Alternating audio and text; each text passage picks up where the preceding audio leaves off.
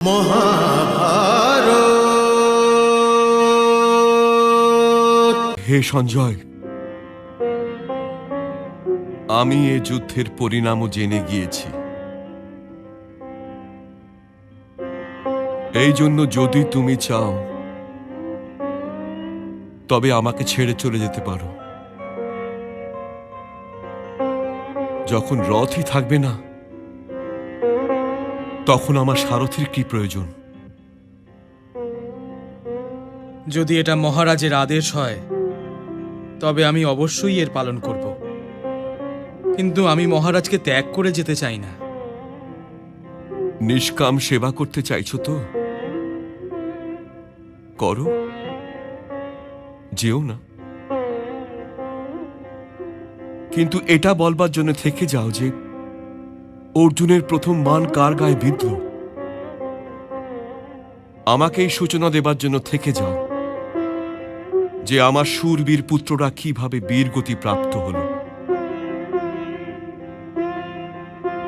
যুদ্ধ কি আরম্ভ হয়ে গেছে সঞ্জয়?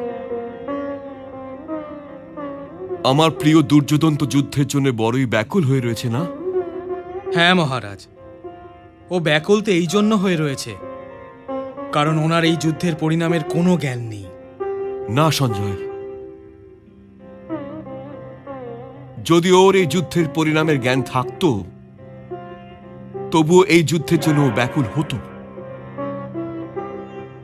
ও হচ্ছে ক্ষত্রিয়, আর ক্ষত্রিয়রা যুদ্ধের পরিণামের জন্য প্রভাবিত হয় না। যদি আপনি নেত্রহীন না হতেন তবে কি আপনিও এই যুদ্ধে অংশ নিতেন মহারাজ?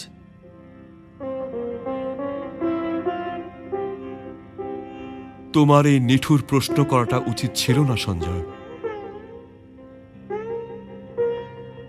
আমার প্রিয় দুর্যোধন আমারই উচ্চাকাঙ্ক্ষা বৃক্ষের ফল,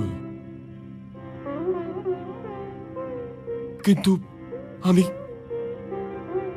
কখনোই এই যুদ্ধ হতে দিতাম না। আর যদি যুদ্ধ না আটকাতে পারতাম তবে চেষ্টা করতাম যে যুদ্ধের জন্য পাণ্ডব পুত্ররা আগে এগিয়ে আসে। কিন্তু বাসুদেব আমার কোনো কথাই রাখতে দেননি। তুমি এই দ্বন্দ্বে থেকো না সঞ্জয় যে এই যুদ্ধ আমার পুত্র আর আমার অনুজ পুত্রদের মধ্যে হচ্ছে। একেবারেই নয়, এই যুদ্ধ আমার আর বাসুদেব কৃষ্ণের মাঝে হচ্ছে। যদি আপনি এটাও জানেন মহারাজ, তবে যুদ্ধকে আটকে দিচ্ছেন না কেন? আমি একজন ক্ষত্রিয় সঞ্জয়, রণভূমিকে পিঠ দেখাতে পারবো না। আমার ধারণা এই যুদ্ধ আমার অন্তিম আর নির্ণায়ক যুদ্ধ। হতে দাও এই যুদ্ধ। হস্তিনাপুরের বিষয়ে একবার ভাবুন মহারাজ। হস্তিনাপুরের বিষয় আমি কেন ভাবব? কেন? হস্তিনাপুর আমার বিষয় কি ভেবেছে? সে তো আমার এই অপমান ও চুপচাপ দেখেছিল যে আমি রাজা হয়েও রাজত্ব করছি না, নিজের অনুজের প্রতিনিধি হয়েই রাজত্ব করে চলেছি। তুমি কোনো জ্যেষ্ঠ ভ্রাতার এমন অপমান দেখেছো বলে মনে পড়ে? হস্তিনাপুরকেও আমার সাথে করে থাকা এই অন্যায়ের কিছু মূল্য তো দিতেই হবে। এই সওদা সবার জন্য খুব দামি হয়ে যাবে সঞ্জয়, আমার জন্য আর বাসুদেবের জন্য। পাণ্ডবদের যতগুলো আঘাত লাগবে বাস্তবে সেটা ওর গায়ে লাগবে। যদি বিদুর থাকতো এই সময় তবে নিজের নীতির কোনো না কোনো তীক্ষ্ণ বাণ অবশ্যই চালিয়ে দিত আমার দিকে।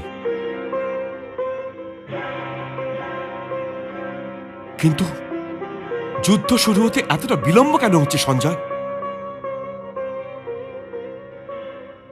মহারাজ কুমারও গঙ্গাপুত্রর কাছে